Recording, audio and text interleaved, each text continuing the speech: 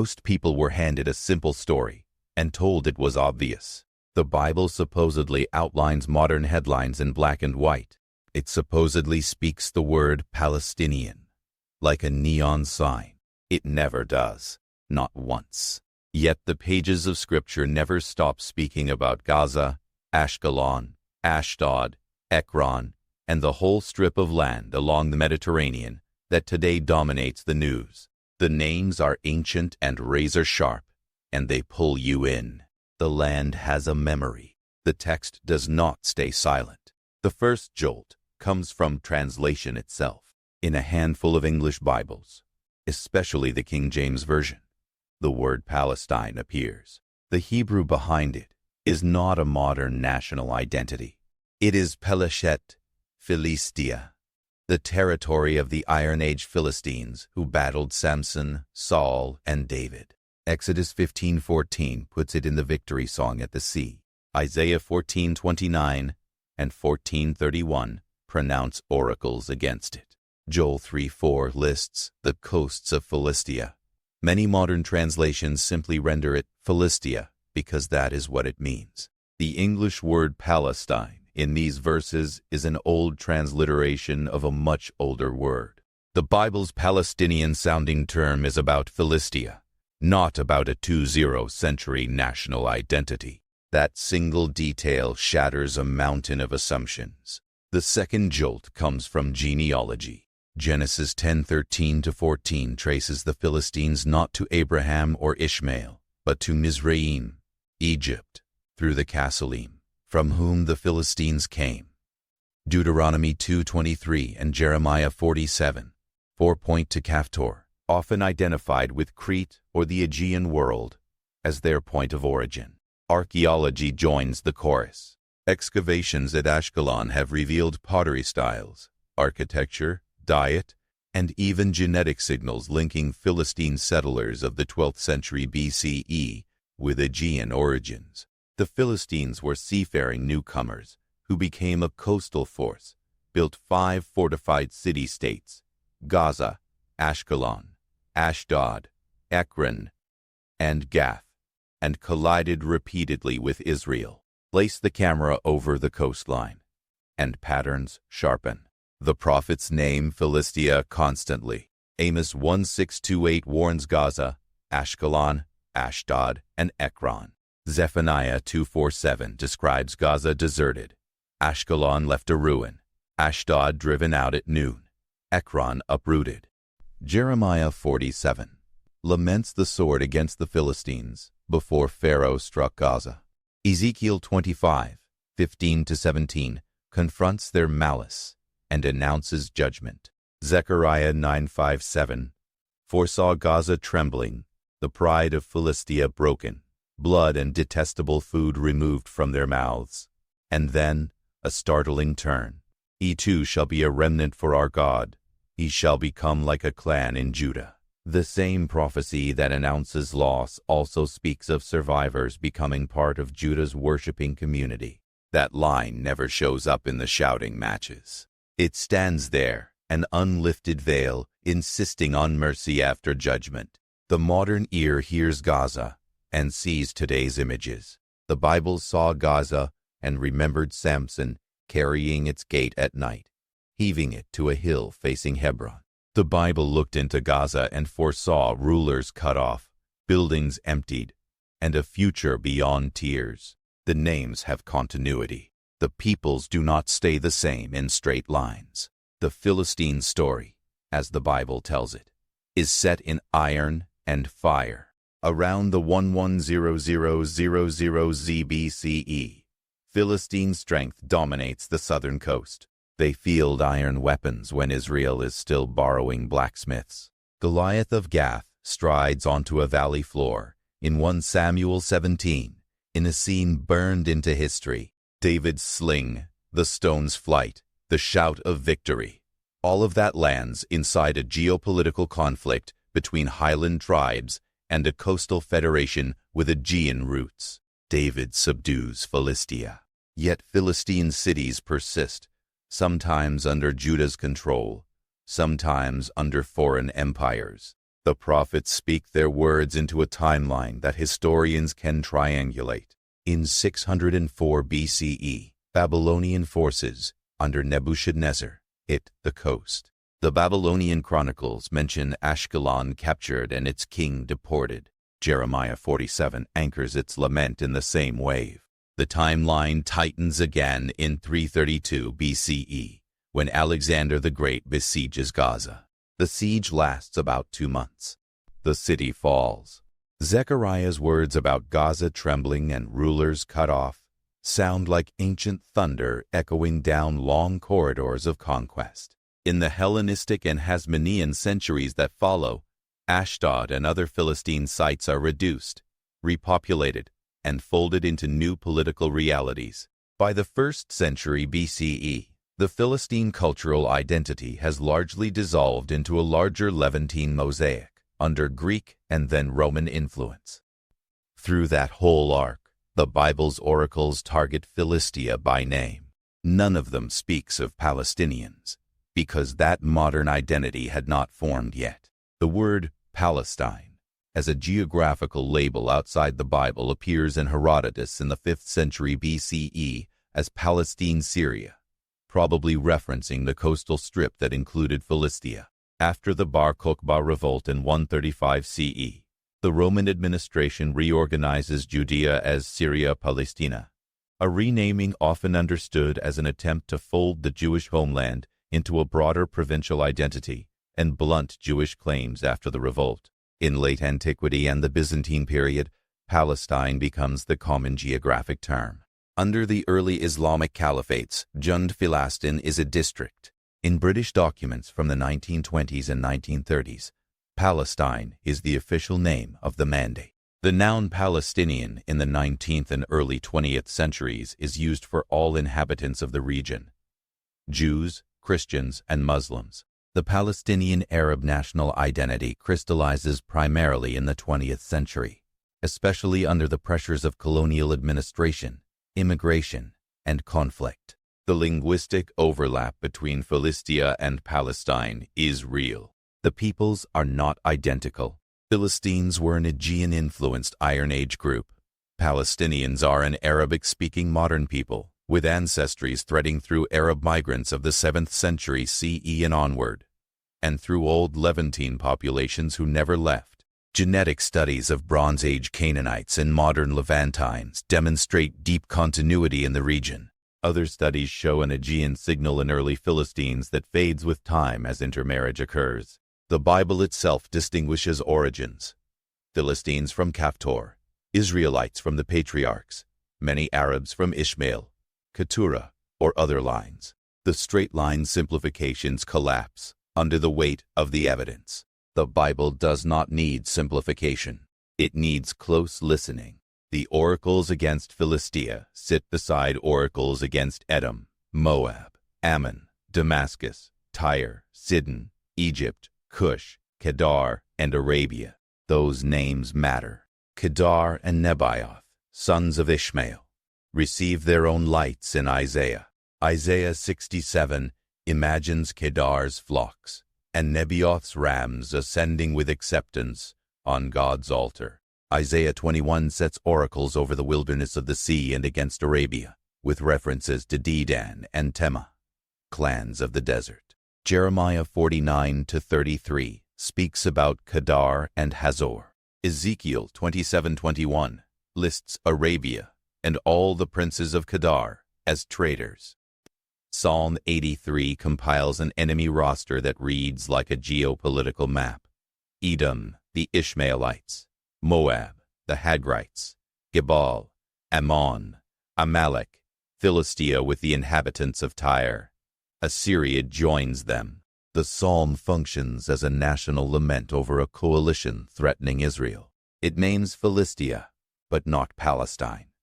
It names Ishmaelites and Kedar, terms linked to ancient Arab tribes. When people today seek biblical references to modern Arabs, those are the passages with real weight. The Bible never arrives with modern national passports. It arrives with ancient place names that survived, ancient clans that vanished, and a language of judgment and mercy that refuses to sit still inside one century. Anyone reading the prophets sees how often Gaza is singled out. Gaza, Ashkelon, Ashdod, Ekron, those 4 cities make up Philistia's core in most prophetic oracles. The 5th, Gath, loved by storytellers because of Goliath, fades from lists after the 9th century BCE. By the prophetic period of the 8th through 6th centuries, Gath is often missing, likely diminished by conquest. This detail hides in plain sight. Amos 6:2 references Gath of the Philistines as a warning example. Later prophets focus on Gaza, Ashkelon, Ashdod, and Ekron. The Bible pays attention to changing realities on the ground. Zephaniah 2:4-7 compresses everything into a few lines. Gaza deserted, Ashkelon a desolation, Ashdod's people driven out at noon, a startlingly specific time marker, as if the exodus was sudden and shamelessly public. Ekron uprooted. The prophecy then pivots. The coast shall belong to the remnant of the house of Judah. They shall pasture there. That pivot lands after exile language in Zephaniah, connecting to a larger pattern across the prophets. Judgment of the nations, exile for Israel, then return, and a new order in the land. Zechariah 9 turns the dial further. Gaza loses its king. Ashkelon sees it and fears. Ekron's hope fails. I will take away its blood from its mouth and its abominations from between its teeth, a phrase many scholars connect with cultic practices deemed unclean under Israel's law. The shock comes in the very next clause. He too shall be a remnant for our God, and shall be like a clan in Judah, and Ekron shall be like the Jebusites. The Jebusites were the pre-Israelite inhabitants of Jerusalem, who became part of Israel's world after David captured the city. Zechariah cast former enemies not only as conquered but as woven into the fabric of Judah's worshiping life. The arc of justice bends into inclusion. The detail remains, stubbornly ignored in modern shouting, for those hunting for direct lines from Philistines to Palestinians. That inclusion is inconvenient. It contradicts the impulse to weaponize prophecy as a script for permanent dehumanization. The prophets announce God's sovereignty over all peoples, and then they keep daring to say that some of those peoples, once judged, would join the worship of Israel's God. Zechariah 9 stands right there, undiffused. Meanwhile, the New Testament continues to speak the names of the coast. Jesus travels the Galilee, Judea, and even the region of Tyre and Sidon north of the Philistine plain. He walks in the Decapolis, heals in Perea, passes through Jericho, and up to Jerusalem. The word Palestine never appears in the New Testament manuscripts. Roman administration speaks of Judea, Galilee, Perea, Samaria, and Idumea. Mark 3:7-8 lists crowds from Galilee, Judea, Jerusalem, Idumea, beyond the Jordan, and the vicinity of Tyre and Sidon.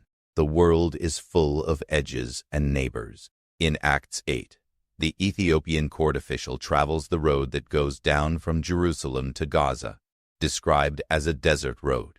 Gaza exists in Acts as a living place, name, in the geography of salvation history. That word alone uncoils 1,000 modern associations. The biblical text simply draws the map. The push to equate modern Palestinians with biblical Philistines persists because the names ring the same note in English. The histories do not bear the weight of that shortcut. The Bible, archaeology, and linguistics, taken together, describe Philistines as a distinct Iron Age people whose independence faded under imperial waves: Assyrian, Babylonian, Persian, Hellenistic, and Roman. Over centuries, their cities were rebuilt with new populations. By the time Rome reorganized the province in the 2nd century CE, the people living on the old Philistine coast were a mix of local Levantines, Hellenized communities, and others moving through empire. Modern Palestinians grew from the long resident populations of the Levant, including those who lived in the highlands, the plains, and the coast. and from Arab tribes and families that settled in waves, especially after the 7th century Arab conquests. Some families trace lineage to the Hijaz, to Egypt, to the north in Syria, to old Christian communities of the Byzantine world, to Jewish converts in earlier centuries. Biodemographic studies show admixture consistent with long-term residence punctuated by migrations. The term Palestinian took on a modern national meaning amidst the British Mandate, Zionist immigration, and regional struggle in the early 20th century. None of this is a breach with the Bible. It is simply history moving forward through a land that keeps its names even as populations shift. The Bible speaks to Arabs by older tribal labels. Ishmael's 12 princes are named in Genesis 25:12-18, including Nebaioth and Kedar. Isaiah 60 imagines the wealth of nations streaming to Zion when God's glory rises, specifically including the rams of Nebaioth and flocks of Kedar. The text speaks a scene of Arab participation in worship at Zion, not an erasure.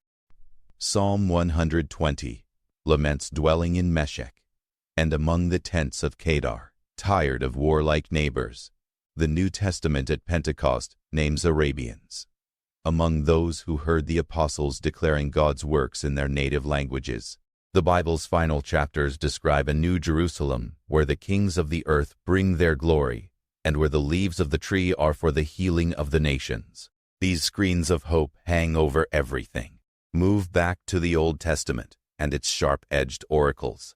Isaiah 11:14 uses the image of reunited Judah and Ephraim swooping down on the shoulder of the Philistines to the west and plundering the peoples of the east. It reads like healed Israel flexing against old enemies. Yet the same prophet declared that Egypt and Assyria would one day be called my people and the work of my hands, alongside Israel my inheritance, in Isaiah 19:25.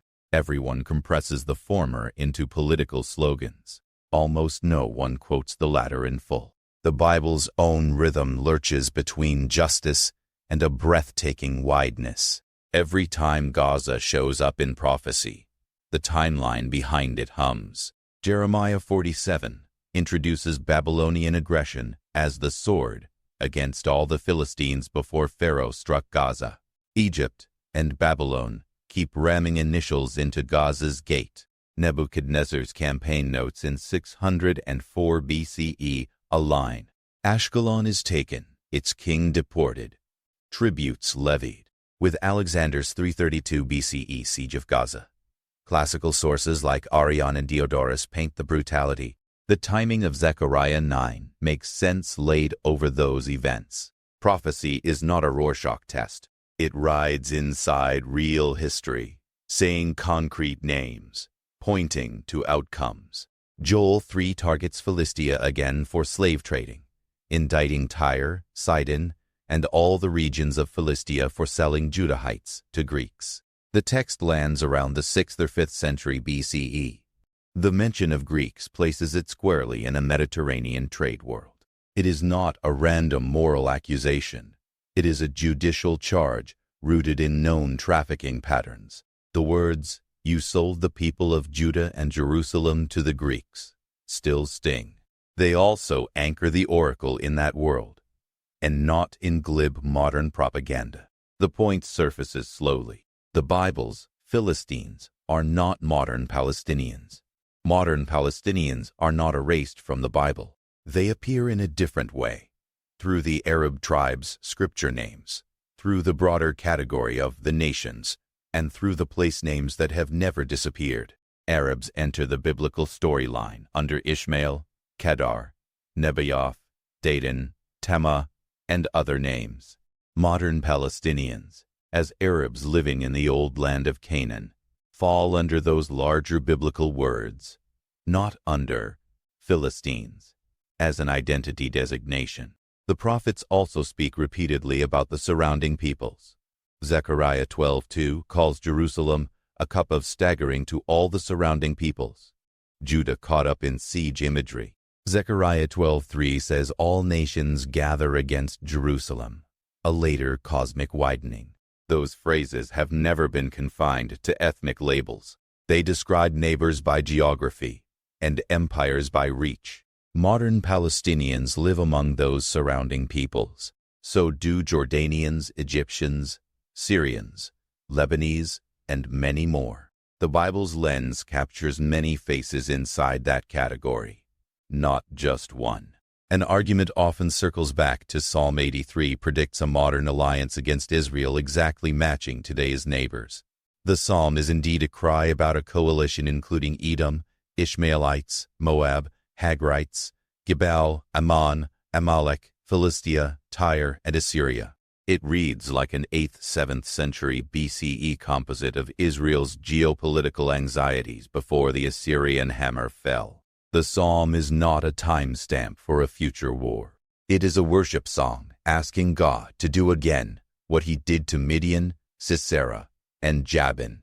It is not a coded newspaper article. It is a liturgical memory turned into a plea. Many have tried to fasten it to modern alliances. The text resists being stretched that way. Its power lies in naming enemies from Israel's known world, then invoking God's old deliverances in a new crisis. Another claim transforms Philistines into a cipher for modern Palestinians by pointing to identical-sounding names. It ignores lines like Amos 9:7 where God says, "Did I not bring Israel up from the land of Egypt, and the Philistines from Caphtor, and the Syrians from Kir?" The verse levels the ground. Israel's exodus is not the only migration with divine oversight. Philistine arrival is framed as under God's sovereignty too. The Bible never boxes enemies outside God's rule. It marks their migrations as part of a larger tapestry. The idea that Philistines share a journey puts them inside the web of human movement God remembers. The modern shorthand flattens a complex story into a meme. The text restores the complexity. Separate the names again. Philistia in the Bible refers to the coastal Pentapolis. Palestine, as a province under Rome, is a later administrative term. Modern Palestinians are an Arab people with a modern national identity. The Bible does not directly prophesy Palestinians by that name. It speaks to them via the language it uses for Arabs, and via the category surrounding peoples. It speaks their place through the names of Gaza and Ashkelon.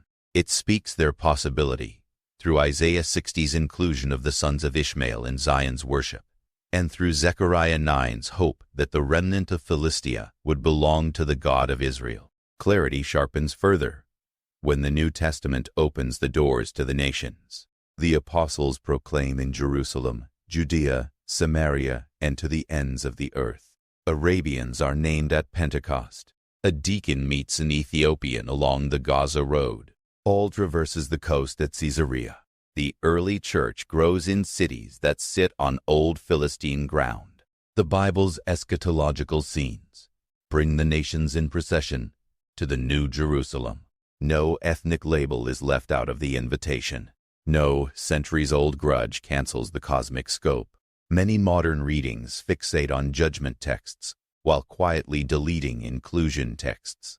Zechariah 9:7 remains one of the least quoted lines in modern debates. The phrase, "he too," stings ideological ears. Formerly unclean practices are removed. Survivors belong to God, like a clan in Judah. Ekron, like the Jebusites.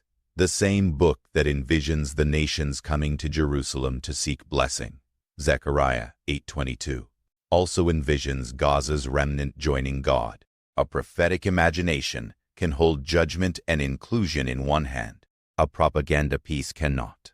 Grip the larger arc. Israel's story moves through promise to Abraham, Exodus, conquest of Canaan, Judges, monarchy, division, exile, partial return, and then messianic hope. Throughout, the land is called Canaan, the land, Judah and Israel, never Palestine as a people's name. The word Palestine is a geographic shorthand that later writers use and that older English translations sometimes place where Philistia is meant. The conflation that dominates modern talk radios is a modern accident of language turned into a weapon. The text is subtler and more relentless. This does not erase current suffering, identity, or claims. The Bible speaks to human beings in Gaza and the West Bank through an ancient prophetic lens that sees sin, judgment, mercy, inclusion, arrogance, repenting tears, and surprising restoration. If one insists on a direct answer, it forms slowly across the pages. The Bible does not list Palestinians in a prophetic roster by name. It addresses their geography with old names and their ancestry through the broad world of Ishmael's sons and Arab tribes. It describes the pressure cooker of surrounding peoples around Jerusalem. It foretells conflict. It also foretells a day when God draws the nations into worship, and, in flashes, it dares to imagine even the remnant of Gaza among those singing. Peer through the translation window again, or KJV verses use Palestine/Palestina for Peleshet, Exodus 15:14, Isaiah 14:29, Isaiah 14:31, and Joel 3:4. Almost every modern translation now reads Philistia. The difference in English hides a canyon of historical nuance. In Exodus 15, Moses' song imagines neighboring peoples shaking at Israel's deliverance: Edom, Moab, Canaan, and Palestina/Philistia. The fear is immediate. In Isaiah 14, Philistia is told not to rejoice that the rod that struck them is broken, because a more dangerous serpent rises. Context lines up with Assyrian imperial shifts in the late 8th century BCE. The prophetic word scans the news and names what it sees with theology. Joel 3 puts Philistia in the dock for trafficking in Judean lives. Each of these passages lands in a world where Philistia is a living Iron Age polity. It is never a reference to modern Palestinians. The genealogies of Genesis and Chronicles place Philistines under Mizraim, tied to Egypt and Kaftor. By contrast, the genealogies of Ishmael list Arab princes like Nebaioth and Kedar. Kedar appears in Isaiah 21:17 as archers, in Isaiah 42:11 singing of the glory of the Lord, in Isaiah 67 bringing flocks, in Jeremiah and Ezekiel as desert traders and targets of judgment.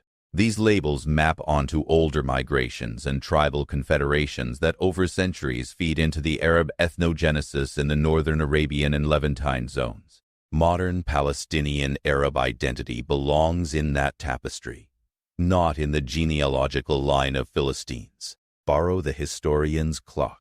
By the 5th century BCE, Herodotus uses Palestine for a region that includes the coastal strip and the land bridging between Phoenicia and Egypt. He notes Syria-Palestine.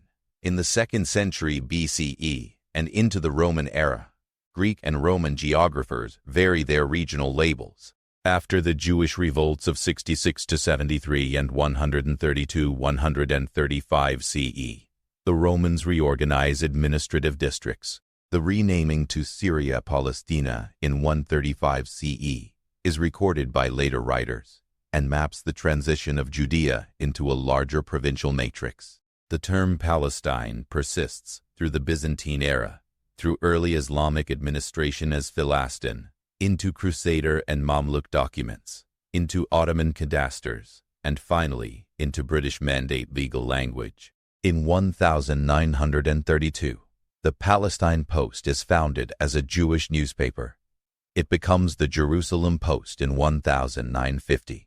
Before 1948, a Palestinian could be Jewish, Christian, or Muslim. Post 1948, Palestinian narrows to mean primarily the Arab population displaced or living in the West Bank, Gaza, and diaspora. The modern political meaning consolidates in the mid-60s. 20th century with the Palestine Liberation Organization founded in 1967. War transforming geography and identity. The Bible carries none of this modern timeline directly, and yet it keeps hurling names like stones skipping across lakes of time. Gaza, Ashkelon, Ashdod, Ekron. Those names echo from Samson's era, to Nebuchadnezzar, to Alexander, to Rome, to British maps, of modern headlines. The land remembers, even when identities evolve. Another line of confusion sits in the patriarchal narratives. Genesis 20:21 and 26 recount Abraham and Isaac encountering Abimelech, king of Gerar, called a Philistine.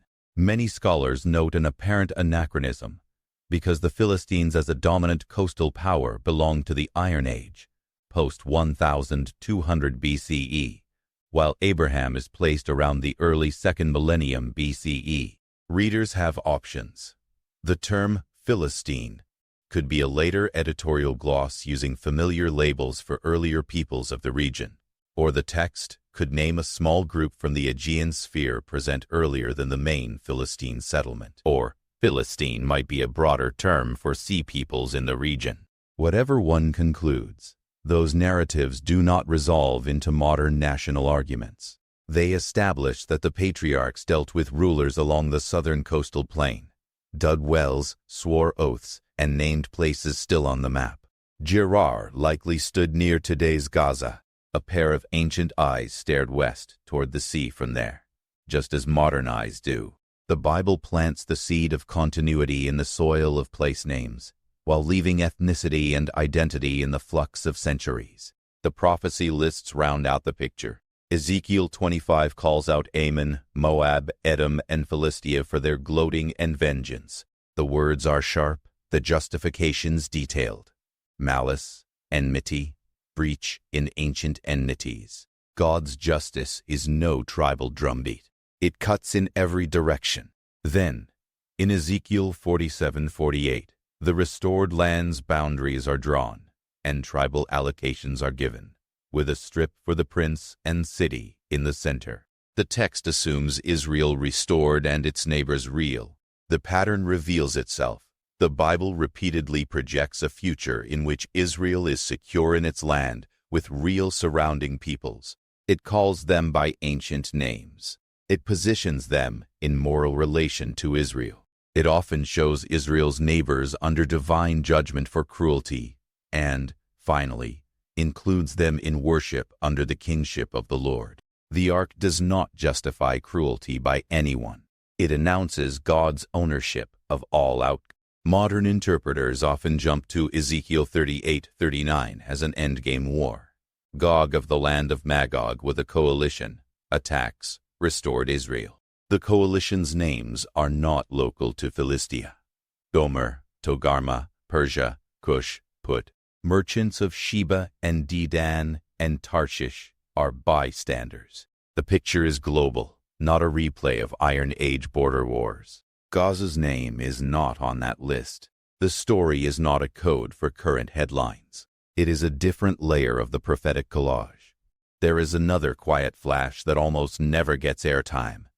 The fate of Ashdod's language. Nehemiah 13:23-24 complains that some Judean children could not speak the language of Judah, but spoke the language of Ashdod and the language of each people. That little sentence attests to mixed marriages and a landscape with multiple tongues in the Persian period. Zechariah 9:6 speaks of a mixed people, or mongrel people, in some translations, inhabiting Ashdod. The Philistine elite had been cut off. Repopulation had brought new peoples, and a hybrid community in Ashdod was speaking a different tongue by Nehemiah's day. The text itself reports the dissolution of Philistine identity into interwoven communities, long before Rome renamed the province. The Bible solves the confusion that modern sloganeering keeps trying to create. The people in that land changed many times, and the Spirit still speaks over them. The New Testament hints at ancient Idumea, Edom's later name, as part of the scene. Mark 3:8 lists Idumea among the places from which crowds came to Jesus. The Herodian dynasty that ruled in Jesus' time had Idumean roots. These details tie the Roman-era landscape to Old Edom, Moab, and Ammon through successor provinces and families. Jordan's highlands, Moab, and Ammon are real in the Bible and in the 1st century. Judea's hills and Samaria's ridges are real. The coastal plain where Philistia used to stand still carries its names under Greco-Roman veneer. Into that world the gospel is announced. No passage erases the hard boundaries of identity. Many passages erase the hard boundaries of access to God through the Messiah. A closing piece of the puzzle comes from interpretation frameworks. Some read prophecy with a heavy emphasis on near-term fulfillment in the prophet's own context, sometimes called a preterist or historical approach. Others see patterns that repeat, typologies that cycle, or even distinct future fulfillments. Those frameworks influence how one treats Gaza's mentions. A strictly historical reading sees Amos 1, Jeremiah 47, Ezekiel 25, Zephaniah 2, and Zechariah 9 as anchored in the 8th-4th centuries BCE and fulfilled in Assyrian, Babylonian, and Hellenistic campaigns. A typological reader notices how the pattern of coastal cities trembling at a coming king in Zechariah 9 sits right beside the donkey-riding king in 9:9 and the widening of his rule from sea to sea. The pattern allows echoes. A futurist reader might expect Gaza's name to echo again in end-time tremors. No framework alters the baseline fact. The Bible's Palestine is Philistia, and its oracles concern those Iron Age coastal cities, not modern Palestinians by national identity. Now widen the lens to mercy, the theme that never lets judgment monopolize the screen. Isaiah 19 closes not with Egypt's fall, but with Egypt's healing. Blessed be Egypt, my people, and Assyria, the work of my hands, and Israel, my inheritance. The line feels impossible unless one accepts that the God of Israel claims all peoples as his, even while holding them accountable. That is the heart behind Zechariah 9:7's inclusion of Philistia's remnant. It is the same heart behind Isaiah 60's tribute from Kedar and Nebaioth. It is the same voice that speaks in Revelation of the kings of the earth, bringing their glory into the New Jerusalem. The Bible does not forecast one people's everlasting triumph over all others. It announces one king's everlasting reign over all peoples and a multi-ethnic worship without end. Israel's regathering features in many prophecies. Ezekiel's 36:37, Isaiah 11, Jeremiah 31. Those chapters describe fields replanted, ruined cities rebuilt, dry bones revivified, and again the nations perplexed, judged, and then streaming to Zion. Jerusalem becomes a theater of collision and restoration in Zechariah 12-14. The language intensifies. God makes Jerusalem a heavy stone for all the peoples who lift it. The prophetic camera cuts to a battlefield. Then the camera cuts again to a feast. The range is enormous. Modern viewers often try to trap the camera in one frame. The Bible keeps moving it. Modern Palestinians live in the space the Bible keeps revisiting, a literal strip of earth that the prophets knew by other names, a set of cities the Bible named centuries before the current identities formed. The Bible addresses them and everyone around them by speaking about place, by speaking about the surrounding peoples, by speaking about Arab tribes, by leaving lines like Zechariah 9:7 shining beneath the dust. The text refuses to be conscripted into anyone's slogan.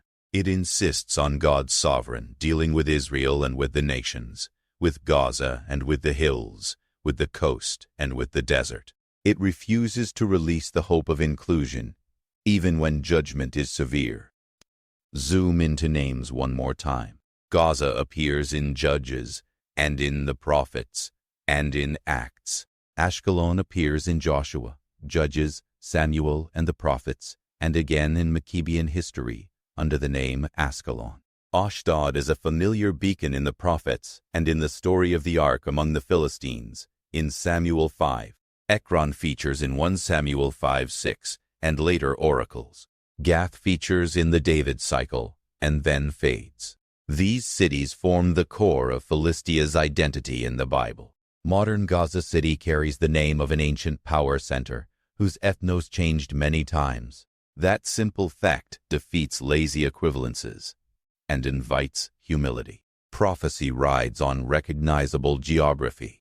It addresses real sins, boasting, cruelty, captivity, vengeance, and assigns consequences. Then, it peers over the horizon to mercy. That is why Zechariah can strip away blood from mouths and abominations from teeth, and then speak of belonging to God. That is why Isaiah can condemn traffickers, and then envision caravans of camels bringing incense to Zion. That is why Micah can denounce the wicked in Zion, and then announce nations streaming up a mountain to learn the ways of the Lord, swords beaten into plowshares, spears into pruning hooks. The land has one story, not many. It is Israel's story in the sense of covenant and promise. It is also the nation's story in the sense of judgment and inclusion. None of this means that the Bible announces the exact contours of modern events. It does not plot a timetable for wars, treaties, or elections. It does not carry a 20th century national label in its oracles. It carries place names whose bloodlines are long, and people names whose borders are porous. It assigns responsibility and summons hope. It tells Israel to trust her God. It tells the nations to humble themselves. It tells Gaza that pride has a cost and that remnant has a home. In 604 BCE, Babylon, under Nebuchadnezzar II, captured Ashkelon. The Babylonian Chronicle, BM 20-1946, confirms it, adding that the king deported the ruler and carried away spoil. Jeremiah 47 aligns with this context. In 332 BCE, Alexander besieged Gaza for about 2 months after taking Tyre. Classical historians like Arian, Anabasis 2.26201, detail the siege, including heavy casualties and the punishment of the city. Zechariah's words about Gaza, bereft of a king, fit an atmosphere carved by Macedonian iron. Deuteronomy 2:23 and Amos 9:7 independently cite Captor as the origin of Philistines. The consonance between law and prophet anchors the identity of Philistia as something other than local Canaanites. Archaeology and DNA reports from Ashkelon, 2019, reveal an Aegean influx in the early Iron Age that later diluted through intermarriage. A text and a trowel tell the same story. Nehemiah 13:23-24 documents language shift in Ashdod during the Persian period. Zechariah 9:6 prophesies a mixed people in Ashdod. These internal biblical data points signal Philistia's cultural transformation long before the Roman name Palestine is applied. The names, Kedar and Nebaioth, appear across the prophets and in Genesis, marking ancient Arab tribes. Isaiah 67's inclusion of Kedar's flocks at an ideal Zion is one of the Bible's clearest images of Arab participation in the restored worship of Israel's God. New Testament geography recognizes Gaza, Caesarea, Idumea, and Samaria. The absence of the term Palestine in the NT is not an ideological omission. It is a simple reflection of Roman provincial nomenclature during the 1st century. These points walk the viewer out of the fog and onto solid ground. The text is not obscure. It is simply misread through overlaid modern labels. The greatest underreported line remains Zechariah 9:7. Those words reshape instinct. They say that even Philistia, the Bible's most famous foe outside of Amalek, has a remnant who belongs to God and is, like a clan, in Judah. If prophecy can imagine that, then prophecy refuses to be conscripted by modern contempt. The biblical future is not a single ethnic heaven with enemies outside. It is a holy city with the nations inside, their glory in their arms, their sins washed away. That is where Isaiah 60 points. That is where Revelation 21:22 points. That is where Zechariah 14 points when it speaks of all who survive, of the nations that came against Jerusalem, going up year after year to worship the King, the Lord of hosts. Finally, address the modern fear that without a direct name in prophecy, a people is erased. The The Bible does not erase. It transposes. It speaks in names older than the nations we know, and in categories bigger than the flags we fly. It renders verdicts about cruelty and pride, no matter who commits them. It commands every nation to bend the knee to the sun, no matter where their ancestors came from. It holds Gaza and Jerusalem in one hand. It holds Kedar and Nebaioth with equal seriousness. It does not play favorites with truth. It does not hesitate to promise mercy. The conclusion becomes straightforward. The Bible does not explicitly name Palestinians in its prophecies. It does explicitly name Philistia, Gaza, Ashkelon, Ashdod, Ekron, and lays out a series of judgments against those Iron Age cities, with fulfilled horizons in the 7th-4th centuries BCE, and with typological ripples that some readers trace into later ages. It does explicitly name Arab peoples like Kedar and Nebaioth, and envisions their participation in Zion's worship.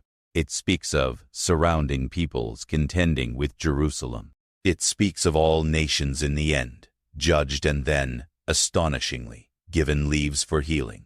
One sees then the shape that modern conversation should take. It should not spin myths that Palestinians descend straightforwardly from Philistines by national identity. It should not deny that the names Gaza and Ashkelon cast long shadows. It should not use prophecy as a bludgeon. It should listen long enough to hear Zechariah's "He too," Isaiah's "Blessed be Egypt, my people," and Revelation's "The kings of the earth bring their glory." It should describe what the text does: specific, place-rooted, morally charged, and finally, expansive. The voice of the Bible cuts through political noise because it speaks with a different authority and a different goal.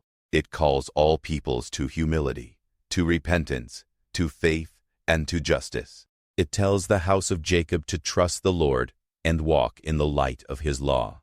It tells the nations to stop boasting.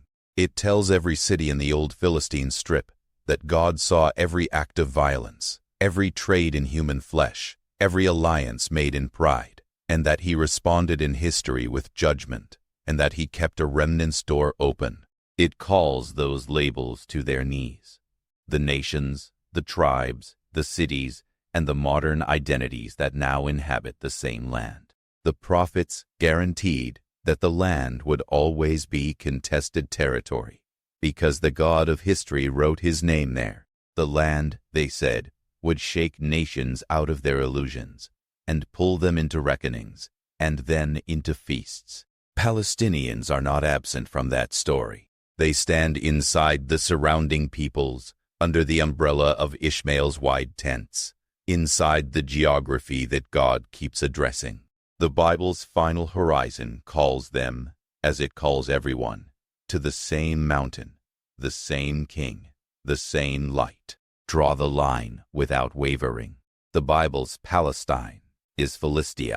The Iron Age Philistines are not the modern Palestinians. Gaza, Ashkelon, Ashdod, and Ekron sit in Scripture as symbols of an old coastal power judged in history. Modern Palestinians appear in biblical thought indirectly through the ancient names of Arab tribes and the category of surrounding peoples. The prophetic future remains terrifying for the proud and immeasurably generous for the repentant. The leaves on the tree are for healing. The gates of the city remain open by day.